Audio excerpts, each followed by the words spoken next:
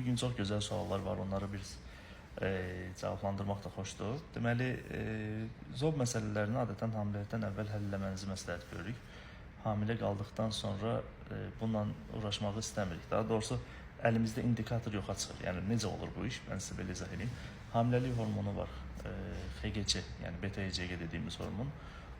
Bununla TSH hormonu, yəni zob hormonunun, zobu tetikləyən hormonun quruluşları, strukturları bir-birinə çox oxşayır. Yəni iki parçadan ibarətdir. Bir alfa subyunitləri var, bir beta subyunitləri var. Çox detay da vermək istəmirəm. Təsəvvür edin ki, yarısı bir-birinin qardaşıdır bu iki hormon. Ona görə də bəzən aparatlar XGC-ni TSH kimi oxuyub, sanki yüksəlmiş kimi göstərə bilir. Xüsusən ilk 12 həftə hamiləliklərdə. Buna xüsusi diqqət göstərməsini istəyirik biz.